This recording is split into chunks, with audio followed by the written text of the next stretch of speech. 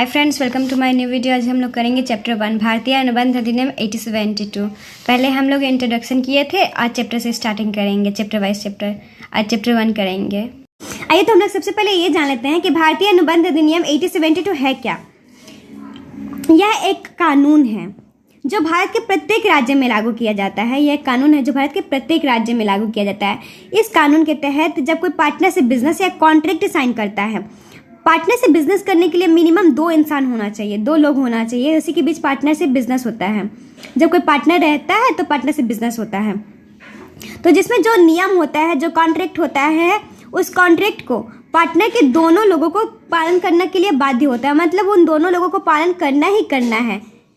यह अधिनियम अनुबंध को एक समझौते के रूप में परिभाषित करता है। अनुबंध अधिनियम व्यापारिक संनियम की महत्वपूर्ण शाखा है। यह अनुबंध व्यवसाय का आधार है। मतलब जो नियम है, जो कानून है, ये व्यवसाय का आधार है। इस नियम कानून के द्वारा ही किसी भी व्यवसाय को हम सही ढंग से सुचारू रूप से कर सकते हैं। अनुबंध अधिनियम के बगैर किसी भी प्रकार का व्यवसाय मुश्किल होता है। मतलब बिना नियम के, बिना कानून के, बिना अनुबंध के किसी व्यवसाय को करना बहुत मुश्किल हो जाता है। उसके बिना नहीं कर सकते हैं। यह अधिनियम केवल मात्र व्यवसाय में ही नहीं बल्कि हमारे दैनंदिन क्रियाकलापों में भी लागू होता है। वास्तव में हम सभी व्यक्ति किसी न किसी क्रम में जाने अनजाने में अपने सामान्य जीवन के प्रतिदिन विभिन्न कार्य के अनुबंध करते हैं, जिनसे कुछ वैधानिक दायित्व उत्पन्न होते हैं। संबंधित पक्षों को इन दायित्वों को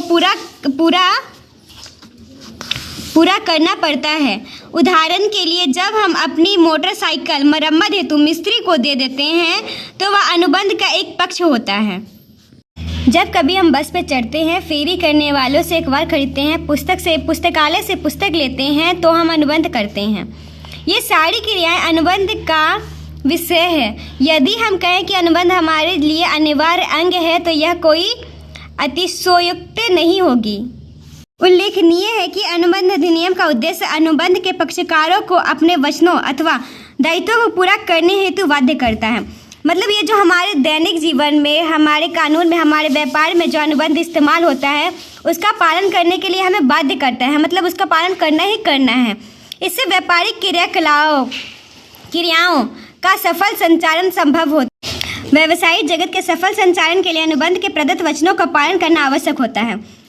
अनुबंध अधिनियम ऐसी सुरक्षा प्रदान करता है। मतलब व्यवसाय करते हैं तो उसके लिए अनुबंध के नियमों का पालन करना बहुत आवश्यक होता है और ये हमारे व्यवसाय को सुरक्षा प्रदान करता है, हमारे व्यवसाय को सुरक्षित रखता है और दोषी पक्षकारों को वचन पालन करने हेतु बाध्य करता है। अगर हमारा कोई दोषी पक्षकार है, वो वचन पालन नहीं कर रहा होता है तो उसको यह वचन पालन करने के लिए बाध्य करता है कि आपको वचन पालन करना ही करना है।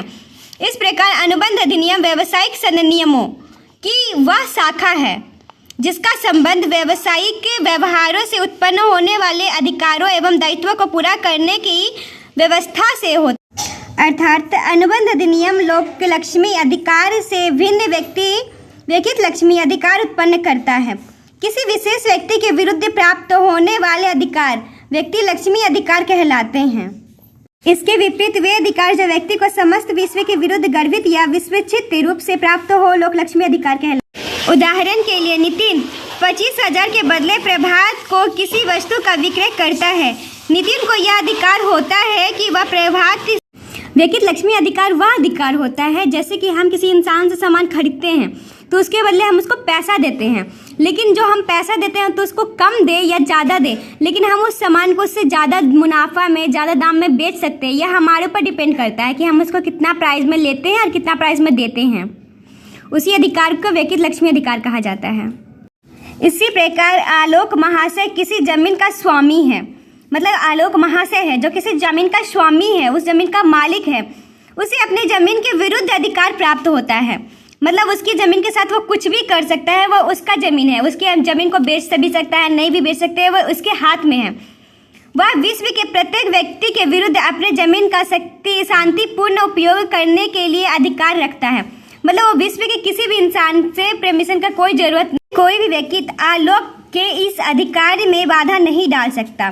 आलोक का यह लोक लक्ष्मी अधिकार होता है। मतलब उसका खुद का जमीन है, वो उसमें कुछ भी करे, कोई व्यक्ति उसमें कोई रुकावट नहीं बन सकता।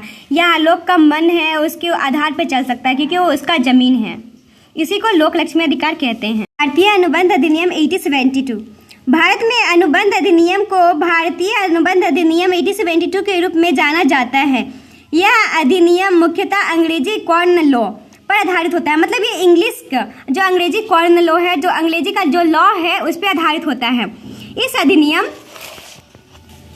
का प्रतिपादन 25 अप्रैल 1872 को हुआ था, जबकि इसका प्रयोग 1 सितंबर 1872 को हुआ था। यह अधिनियम जम्मू कश्मीर को छोड़कर समग्र भारत में लागू होता है। यह अधिनियम जम्मू कश्मीर को छोड़ के हर देश में, हर राज्य में लागू हो सकता है। मौलिक स्तर में इस विशेष अधिनियम में 266 धाराएं थी। यह चार्ट अनुबंध के सामान्य सिद्धांत धारा 1 से 75। वस्तु विक्रय अधिनियम, मतलब वस्तु को जो बेचा जाता है, जो विक्रय किया जाता है, उसका धारा 76 से 123।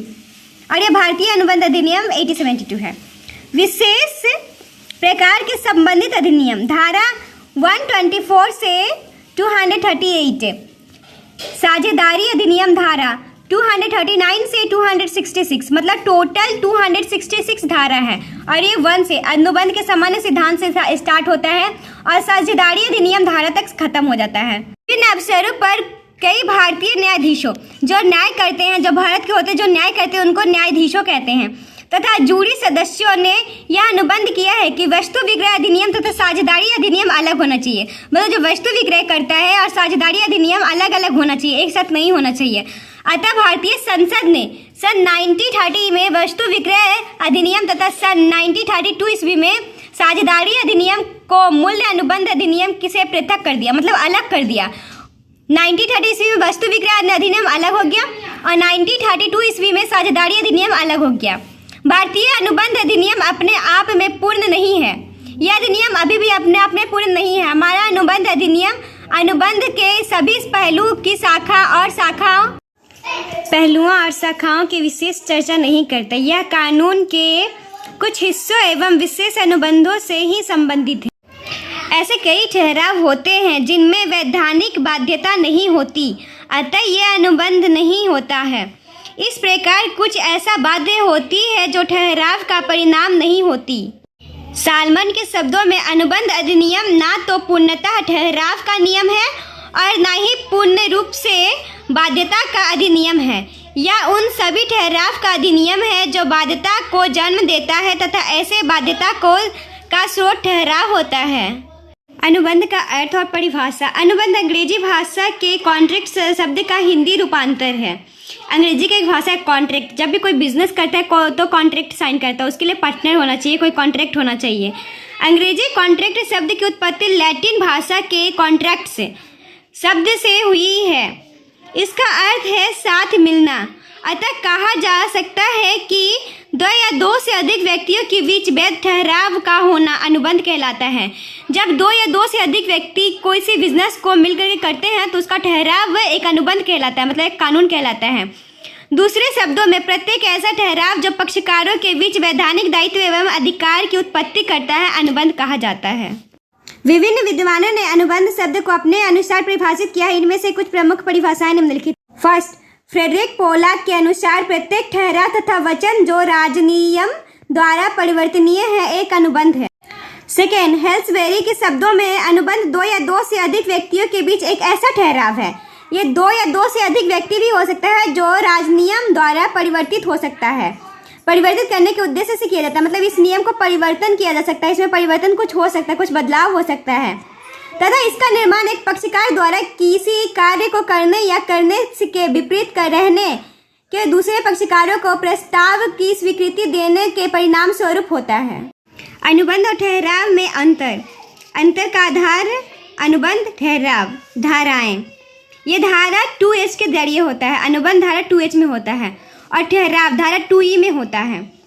सेकेंड, परिभाषा। एक ऐसा ठहराव जो वैधानिक रूप से परिवर्तनीय होता है, मतलब इसमें परिवर्तन हो सकता है, अनुबंध कहलाता है। एक वचन और वचनों का प्रत्येक समूह जो एक दूसरे के प्रतिफल हो ठहराव कहलाता है। जो एक दूसरे के विपरीत हो, प्रतिफल हो, उसको ठहराव कहते हैं। थर्ड नंबर, निर्माण तत्व। इसमें निर्माण तत्व होता है ठहराव प्लस परिवर्तनीयता। मतलब ये इसमें ठहराव भी होता है, परिवर्तनशील भी होता है। इसमें होता है ठहराव में प्रस्ताव प्लस स्वीकृति, प्रस्ताव रखा जाता है प्लस उसका स्वीकार है कि नहीं उसका स्वीकृति जाना जाता है। इसमें होता है फोन नंबर।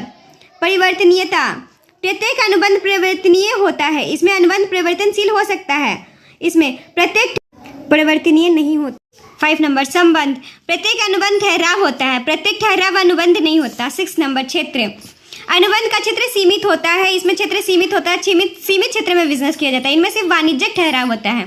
ठहराव का क्षेत्र अपेक्षाकृत अधिक व्यापक होता है, मतलब इसमें अधिक व्यापक होता है। इनमें सामाजिक ठहराव व वाणिज्यिक ठहराव सम्मिलित होता है, सामाजिक और वाणिज्यिक दोनों ठहराव सम्मिलित। 7 नंबर वैधता, केवल वैधानिक ठहराव अनुबंध कहलाता है। ठहराव वैधानिक तथा अवैधानिक दोनों हो सकते हैं। वैधानिकता, प्रत्येक अनुबंध में वैधानिक उत्तरदायित्व होता है। ठहराव में ऐसा होना आवश्यक नहीं होता है। वैध अनुबंध की आवश्यक तत्व, भारतीय अनुबंध अधिनियम की धारा 10 के अनुसार सभी ठहराव अनुबंध होता है यदि वे ऐसा पक्षकारों की स्वतंत्रता सम्मिलित से किए जाते हैं जो कि अनुबंध रखने की क्षमता रखते हैं, जो वैधानिक प्रतिफल तथा वैधानिक उद्देश्य में किए जाते हैं और जो इस अधिनियम के अंतर्गत स्पष्टतः घोषित नहीं किए गए हैं। एक ठहराव को अनुबंध बनाने के निम्नलिखित तत्व को होना आवश्यक है। ठहराव प्रस्ताव तथा स्वीकृति, वैधानिक उत्तरदायित्व स्थापित करने की इच्छा, वैधानिक प्रतिफल का एवं उद्देश्य, पक्षकारों की अनुबंध करने की क्षमता, पक्षकारों की स्वतंत्र सहमति। अनुबंध का उद्देश्य वैधानिक तथा जन नीति के विरुद्ध नहीं। अनुबंध की शर्तें निश्चित होता है। ठहराव वैधानिक रूप से लागू होता है। अधिनियम द्वारा स्पष्ट रूप से व्यर्थ घोषित ठहराव न होना। वैधानिक नैतिकता, प्रस्ताव तथा स्वीकृति, जब हम कोई बिजनेस करते हैं, वैध अनुबंध करते हैं तो उसके लिए हमें दूसरे को, हमारा जो पार्टनर होता है उसके सामने प्रस्ताव रखना और वो इस प्रस्ताव से सहमत है कि नहीं उसका इच्छा जानना प्रस्ताव तथा स्वीकृति कहलाता है। वैधानिक उत्तरदायित्व स्थापित करने की इच्छा, जब हम कोई कोई बिजनेस करते हैं तो उसको उत्तरदायित्व होता है, स्थापित करना चाहते हैं कि नहीं उसका वैधानिक उत्तरदायित्व स्थापित करने की इच्छा, उसका इच्छा जानना, उसी को कहते हैं वैधानिक उत्तरदायित्व स्थापित करने की इच्छा। 3rd नंबर है वैधानिक प्रतिफल। हम जो बिजनेस करते हैं जिसको वैधानिक करते हैं उसका प्रतिफल कैसा आ रहा है उसको जानना वैधानिक प्रतिफल कहलाता है। पक्षकारों की अनुबंध करने की क्षमता, पक्षकारों में अनुबंध करने की क्षमता होनी चाहिए। अनुबंध अधिनियम की धारा 11 पक्षकारों के अनुबंध करने की क्षमता को स्पष्ट करता है। यह धारा 11 में इस क्षमता को स्पष्ट करता है। स्वतंत्र सहमति, वैध अनुबंध के लिए पक्षकारों की स्वतंत्र सहमति अनिवार्य है। जब कोई व्यक्ति बिजनेस करता है, अनुबंध करता है तो उसमें स्वतंत्रता की सहमति होना जरूरी है। वो स्वतंत्र रूप से अपना बिजनेस कर सकता है, स्वतंत्र रूप से सहमत है कि नहीं उसका जानने की इच्छा हो सकता है। यह धारा 13 के अनुसार 2 या 2 से अधिक व्यक्तियों की सहमति उस समय कही जाती है जब वे एक ही बात पर तथा एक ही भाव से सहमत होते हैं। धारा 14 के अनुसार सहमति उस समय स्वतंत्र कही जाती है जबकि वह निम्नलिखित में से किसी भी द्वारा प्रभावित ना हो। उत्पीड़न, अनुसूचित प्रभाव, कपट या धोखा, मिथ्या वर्णन, त्रुटि अथवा उद्देश्य। ठहराव का उद्देश्य वैधानिक होना अनिवार्य है। किसी अपराध कार्य के प्रयोग के लिए कोई ठहराव नहीं कर सकता। वैधानिक उद्देश्य निम्नलिखित शाखाओं में व्यर्थ होते हैं। पहला, यदि वह अधिनियम द्वारा वर्जित हो। सेकेंड, यदि वह इस प्रकार की है कि अनुमति देने पर वह किसी अन्य अधिनियम से के प्रावधानों को निष्फल कर देगा। अथवा थर्ड, यदि वह कपट में हो। अथवा फोर्थ, यदि उससे किसी दूसरे व्यक्ति के शरीर अथवा संपत्ति को क्षति पहुंचती हो। अथवा फिफ्थ, यदि न्यायालय उसे अनैतिक अथवा लोक नीति के विरुद्ध समझता हो। निश्चितता, यह धारा 29 में लागू किया जाता है। इसके अनुसार यह निश्चित किया जाता है कि व्यक्ति बिजनेस करना चाहता है या नहीं, व्यापार करना चाहता है या नहीं। उम्मीद करती हूँ आप सबको मेरा वीडियो जरूर पसंद आया होगा। इस वीडियो को लाइक करें, चैनल को सब्सक्राइब करें। Thank you.